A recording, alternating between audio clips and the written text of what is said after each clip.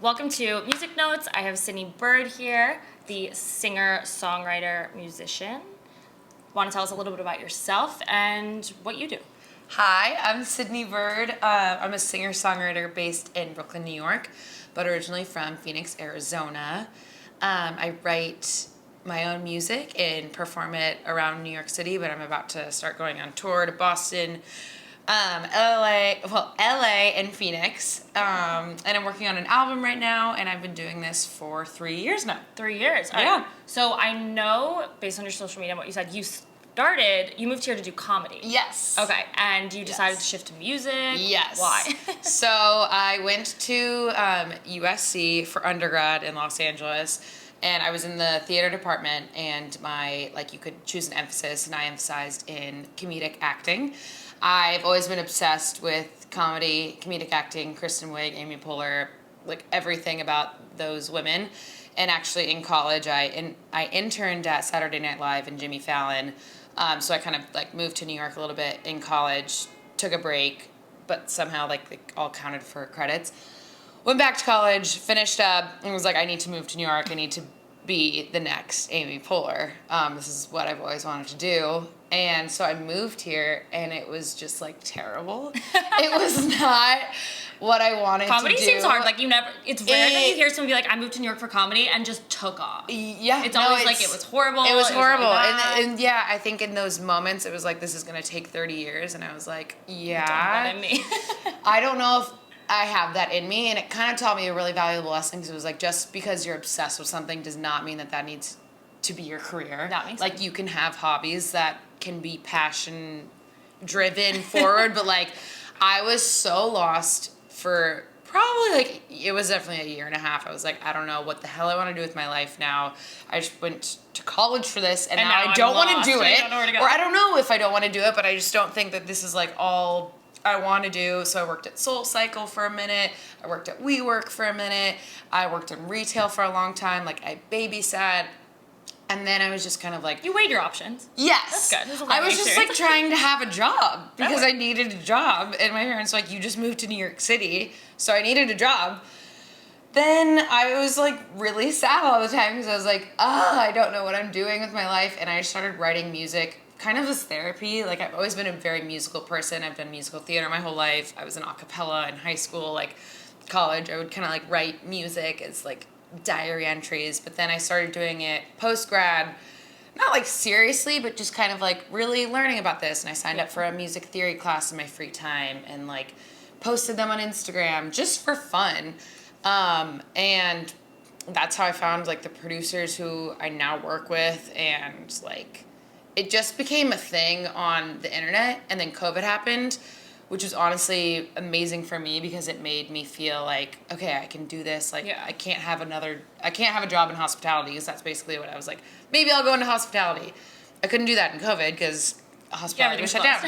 So I was I'm really gonna write music I moved home to Arizona for a year, and it just did really well.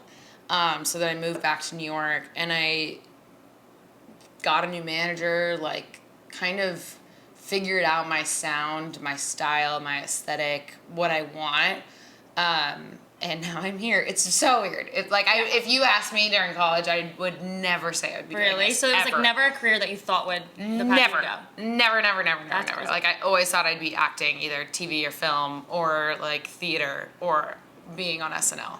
I always thought I'd be acting or writing. Well, you're writing. I'm writing, in a different way. No, yeah. Do you find that your acting and that side of you and portraying a different character comes through in your music? Oh, 100%. I do not. My writing is very much 80% not about my life. Okay, so you like telling a story, not about yourself. Love telling a story. I feel it's a little mini movie script, and I really get to lean into the drama and the vibe of a song. Cigarette Silhouette is not about my life. Miss Jones is about a book. Okay. I love... What book? It's about Daisy Jones and the Six. Okay, I've never heard of it, but now I want to read it. It's my favorite book of all time. It's by Taylor Jenkins Reid, and she's a great author. I read it in COVID, and it's loosely based off of Fleetwood Mac's first album, but that's a rumor. Also, their album was named Rumors. So it's just about like the Laurel Canyon aesthetic in the 60s, 70s, singer-songwriter era. Like everyone's on drugs, everyone wants to be famous in Hollywood, and I love old Hollywood vibes. And so when I read that book, I was like, I have to write a song about that. Does the author know that song exists? Yeah, she Oh my did. God, really? Yeah, That's amazing. It was like I cried because a lot of TikTok. It was like the one song that did well on TikTok. Well, that's the first song I heard of yours on Yeah. TikTok, and I remember I don't think it was out yet. Yeah. And So I was looking for it, and I yeah. was like, "When's it coming?" And you No. kept being like, "Should I release it?" I think I might have commented. I was like, Oh. "Yes." I was like, "Release it." No, it was the first one that did well. So I was like, oh God, like because sometimes you tease them and it's like it will They come fall out next flat. week. Yeah, or it just will fall flat. But I teased You're like, this "Never one mind, like I'm not releasing a that month one." and a half, and people were like, when's it coming out? I was like, oh shoot, it like technically can't come out until a month because that takes a while for it to like upload with the system. But whatever, so I got a lot of comments being like, I bought this book because of this song. Well, so, I'm about to go buy the book, so. yeah, so I posted a story of this. I was like, see, Taylor, like, I'm up in your sales. And she was like, OMG, hi, like, I'll have to check out this song. And I was like, what? She's need like a fat royalty check soon and be like, "Oh, I thanks was for that song." But that's just an example of, I love adapting other people's stories to my own. And this is just how my brain works. That's Yeah, fun. so, So, well, yeah. that goes along with like comedy. I feel like people get up there and they tell some type of story and they hope it's funny. Yeah. But this is just Yeah, add I music to definitely it. a lot of, it's always rooted from my own personal life. Yeah. But I like making it not about me. Sure. Because it's just more fun. Yeah. So much fun. And like my life's pretty boring. Like I have a boyfriend, I have a dog, like I'm fine. Yeah, you're like, "There's not much going on. I'm worried about other yeah, people." like I'm not dating around New York City. I'm not like, Do you find that like your I music? love my parents. like, I don't, Like, have a good childhood. It's, yeah, nothing like to that's about. what, yeah. And I feel like a lot of singer-songwriters are like, I hate my life. Yeah, there's like a whole like drama side of it. Or Yeah. they're like, I'm letting my feelings out, or I'm ready to a breakup, Totally. and you're like, I'm Yeah, fine. like, yeah, girly pop. I have anxiety. That's just like, Yeah. Who are your biggest music inspirations? my top two girls are Casey Musgraves and Maggie Rogers.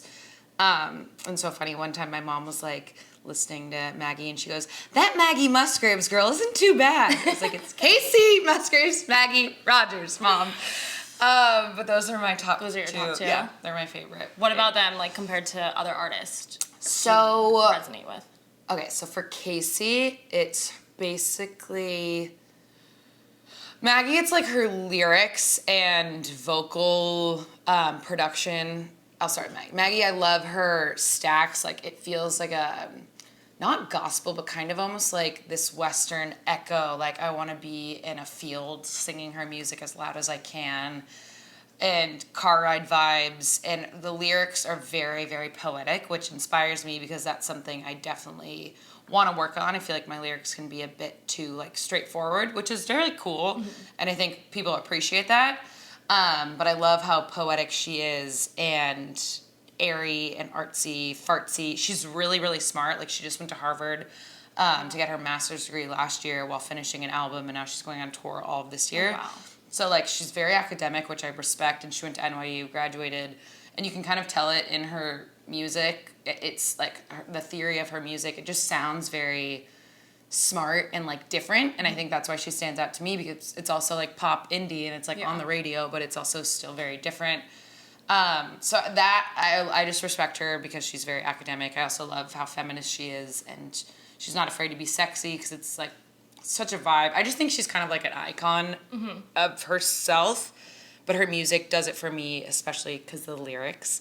And then Casey, it does it for me mostly because of like the sound.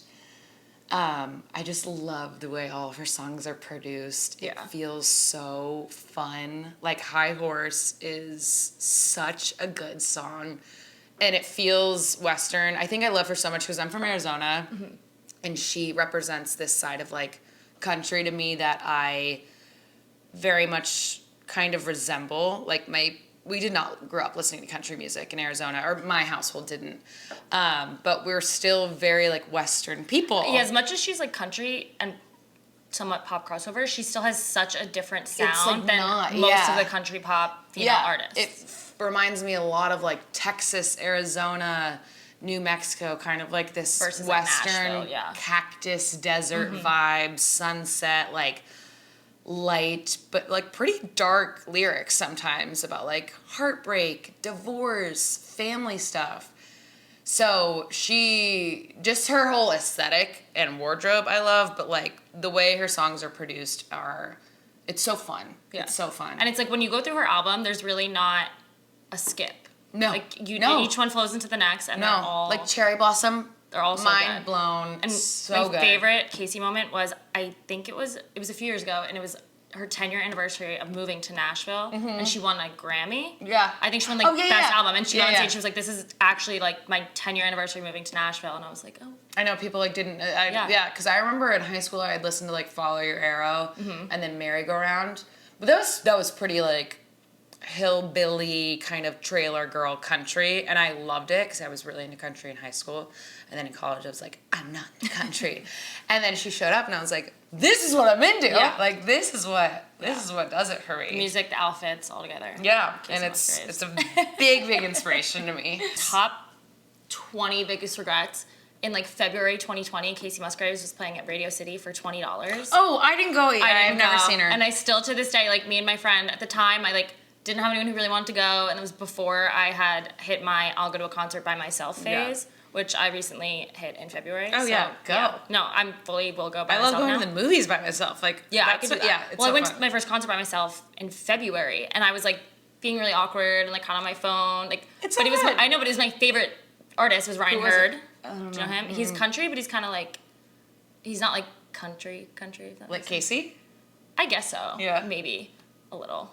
But he's so good. he's He's so like my good. favorite, and it was like a small venue, and he only has like one album, so it's like you has heard every song.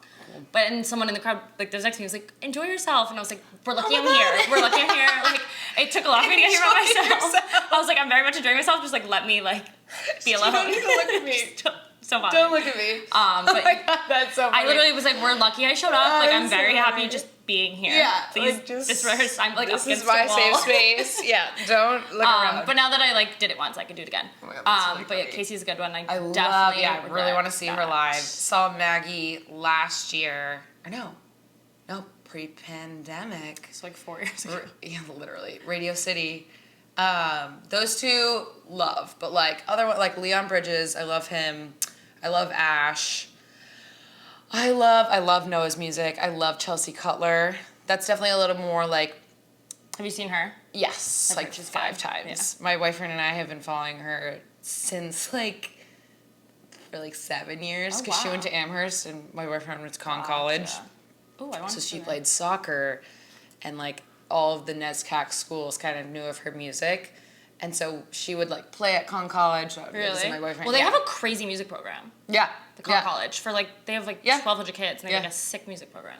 But those those are like who I listen to right now. But like I love old music like Joni Mitchell. I love the Bare Naked Ladies. I love Michael Bublé. Like Michael I love Bublé Sarah is Bareilles. fire. I love Colby Kellett. Like that's like I the was music I grew listening up to Colby listening last night, like So good. listening to Bubbly. So Like I was like good. One of deep my in favorite Colby songs, last night. yeah.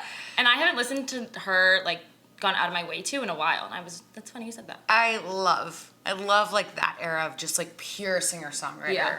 Like everything Michael Bublé. Amazing. It's just so It's my good. ringtone in 7th grade. Yes. So good. Like every time I got a text, it was Like, Michael that's Bublé. what I was listening to. Yeah. No, it was so good. And Katy Perry. I love Katy Perry. She's always good too. Yeah. Teenage Dream still my Yeah. favorite. For sure. That's as like pop as I'll get. Yeah. I'm not like super in the pop scene right now. Okay. I don't know. I like Billie Eilish. Is that even pop? I know, right? I don't think that's pop. I don't know what that is, but I it's don't not know pop. I don't know what pop is right now. I don't know. BTS maybe. Maybe. They hype me up. Really? It's- I haven't yeah. been into them yet. Or ever, maybe. I'm not sure. Yeah, I like a Western indie fun sound. Yeah.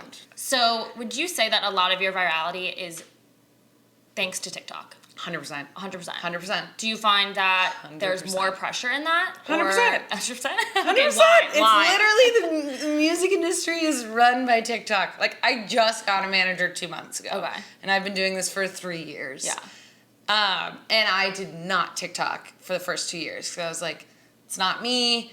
It's not it makes me feel really uncomfortable. It gave me a lot of anxiety. I was just like, I don't want to be an influencer. Like, that's not what I want to do. So I legit hired a coach last year. She changed my life. Like a TikTok coach? A TikTok they have coach. Those? They have those. Because I kind of... Do I want one? Like, what do they do? No, you're fine. I needed it because I was like... Because I love TikTok. Like, when the pandemic started, I was like, this is amazing. Like, Remy Bader's hysterical. Like, Fibula, I love you. They I really was get like, you. all these people, I was like, this is so good. But this is when I feel like I'm a funny person, but it was like, I feel like you kind of needed to be a comedian. And then all of a sudden, all these songs were blowing up on TikTok. But you'd given up on. You're like, I'm not even. Yeah, exactly. I was like, oh, like I'm focusing on songwriting now. And all of these songs, like I remember the Backyard Boy song, the Backyard Boy, Claire wrote, I don't know. I don't know if that one came on my feed. She definitely did. She was like, it was like the 2022 song or the I Know I Fuck, like that song. That one, yeah. And it was like, whoa, this can really affect your career. Completely. But I was like, also these people, some of them are definitely in their bedroom and then all of a sudden they blow up. But I was like, So for the first 2 years, I was like, meh, I'm just going to put music out and see what happens. No one listened to it. You put it on Spotify? Yeah. Yeah. No one listened to my music. No one. Because it was like, how would anyone know? Yeah. Like my friends and family. My mom was like, I listen. I was like, I know, but that's not going to do it. So I hired a coach, like just a girl. She's one of my good friends now. And she would break down, like, what do you like on TikTok? What do you want to see? Basically, specifically for, like, artists, singer-songwriters. And I was like, I really like this video. I really like this video. She's like, then try and recreate it with your own stuff. And a lot of them failed. And then, like, some of them started to do well. And I was like, oh, okay. And she's like, figure out why that did well. And I was like, oh, well, I feel more comfortable and I like doing it. Like, I'm explaining the song or the story. Or I'm, like, dressing up to what I would, like, want to make a music video to that song. Like, that stuff. And so it started becoming fun to me. Mm-hmm. And once it became fun, I, like, got new fans. And I was like, oh, wait, there are, like, random people out there that listen to my music? Like, let's go. Yeah. So it was so much more motivation to, like, really put a lot of effort in. I thought it was so stupid at the beginning, but I was like, this is how it works. Like, this is how you get heard and seen now. It gets so many more eyes on it. And you get fans. And then, like, the fans start to like your personal life, and, like, that is fun. I definitely still don't want to be an influencer, but it's all, like, it's so silly now. And, like, the more I look at it, it's just, like, it's a silly but helpful tool. Yeah. I'm like, this isn't the end of the world. I should definitely keep posting. Yeah. In past interviews, like, we had artists, like Anna Shoemaker, she talked a lot about... Anna! That's her cousin. Oh, my God! Oh, she's great! I realized I should have asked you that at the beginning, because you guys are both, like, Brooklyn. Oh, she's so great! I just got to know her last year. Oh, my God. Like, after the New Year. She's on tour. She's what? She's on tour. Yeah, she's on tour right now. So amazing. It's going really well. Yeah. It's a big tour. It's a long tour. Long. Yeah. I was like, I have so many questions. Yeah. No, we can definitely chat about that. Oh, that's so great. Yeah.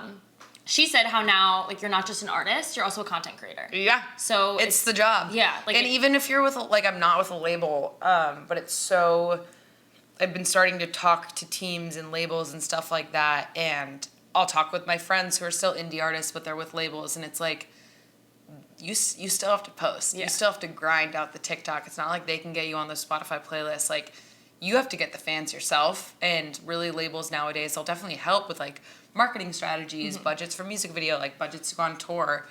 But people want to see, like, you in your bedroom singing to your song. Because it's somehow so relatable. And those are the videos I love the most. Like, that girl who just did the Complex music, I'm wearing his boxers. Oh my God, yeah. Like, just signed with Columbia Records. Blew up. It has 10 million views. Like, and it was just her on her piano, but people want to see that. And I think I'm curious to see how her career goes, because I was so drawn to her because she was just a normal girl. Yeah. And, like, that's the content I'm going to want to see from her going forward. But I think she'll have to, like, keep that in mind. People are intrigued because they're like, oh, what happens next? Like, what are they doing? Like, what are they writing about? Yeah. And they, like, deep dive and then blows up. But it's a full-time, I mean, I don't post. I don't post as much as I should, but none of us do. We all know how it works and we just don't do it. Like, you just have to. Yep, every day I'm like, I know, like, I should. More. Yep. And I just don't. I but- don't. Then when you do and it does well, it's a good moment. I know, it's such a boost. You're like, Yeah, oh my it's god, like- this is yeah, awesome. You're like, I could do exactly. this all the time. And then like I know, but then it 2 weeks doesn't goes do by and you're like, it's a mind fuck. Yeah. I'm allowed to swear. no, it's addicting. Where It's like refresh, addicting. refresh, refresh. Yeah. Or it's like, oh, that did well. Like, Gotta do another I want to do another one. And it's like, oh, did I not look pretty enough? Did my voice not sound good enough? Like, was it something I said? Yeah. Meanwhile, like if I was looking at someone else's feed, I'd be like, okay, cool. I can't Keep scrolling. What's the next about, video? And like I'm like stuck on one video. I'm Yeah, like, I don't no even one like cares. think about them. People probably watched half and scrolled to it. Literally. So a negative thing, I feel like that's the only thing that's really like on my mind that has happened to me throughout my journey in the music industry is like there are a lot of people that will kind of want to tell your story for you. And I feel like I really didn't get a voice until this year, 2022. I stopped working with my old manager. I was so independent. I just kind of rethought, like, what do I really want out of my artist project?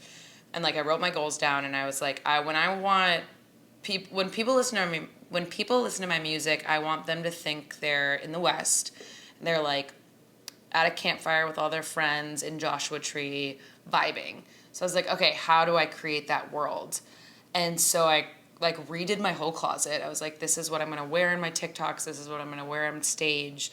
Then I kind of focused on my music, and I now have an album done. It's called Snowbird, and it's about being home in Arizona in quarantine. And it's like, I need to be very specific with the vibe of the whole album, what the themes are, like what I want people to get out of it. So the more I feel like what I'm trying to say is at the beginning, you can be thrown a lot of things and people will just be like, oh, you should just kind of dress up like a hot Britney Spears and people listen to your music. But I was like, that's just not what I want to do. Like, I lean more towards comfortable clothing than like sexy latex clothing. And I feel like at the beginning, a lot of people can be like, you can just be this hot pop star girly pop. And it's like, that is just not what my artist project is about. Mm-hmm. So I feel like it takes time for women, especially in the industry, to kind of get their own voice and like have a very, very specific and clear idea about what they want for their sound and what they want their fans to hear when they hear their music and like what you represent as a whole. And that took me literally 2 years. And I feel like the first 2 years of my project, I was really lost. I had no idea. Like, I had an idea of what I wanted, but now I feel like I'm so clear with who I want to work with, what I want to wear, what I want to say in my music, like everything. And it's just made my life a lot easier. Yeah, I bet. Because, like, if you're just so into it like that and have other people kind of, like, telling you the direction you want to go in, and especially if it's people who are, their job is to direct you, you think it's the right idea. Right. And then, but it doesn't feel right. But when and you're you so don't want to do new it at the beginning, you're like, sure, maybe. Yeah. Like, the music industry can really put you in a box, and it's like, oh, you're going to be the next Maren Morris, or oh, you're going to be the next Billie Eilish. And it's like, I just want to be Sidney Bird. Yeah, I like, just that's want not to, me. I need the years to figure out my sound, and I need to, like, figure it out myself. And so, yeah, that's a big piece of advice, is what I would give anyone who's, like, trying to do this, is focus, just, like, have a month with yourself to really focus on why you want to do this. Well, they do say it takes 10 years to make an overnight star. Literally. And you're like, only a few years in. You're doing pretty Yeah, well. I'm 3 years in, and So I maybe feel like, maybe yours is down to 5. yeah, we'll 3. see. The album's coming out. Yeah, the album's coming out. When does it come out? We just rechanged it. It's coming out in February now. Timelines never go how they're supposed to. No. So it's gonna come out in February, but I'm going on this little mini tour in November. That's so exciting. Yeah. Are you gonna sing the songs on the album? Yeah. I'm gonna sing 5 of them and then 5 of my old ones. Okay, so it's like a sneak peek. Yeah. For the fans. Yeah. And you're doing New York, Boston, LA, and then Phoenix. Oh, Yeah. Wow, so fun. Yeah. Little hometown show. All right, well, good luck on your tour. The 4 Thanks. Cities, your hometown, and your album's coming out in just a few months. Yep. And thank you for telling us a little bit more about yourself. Thank you guys for having me.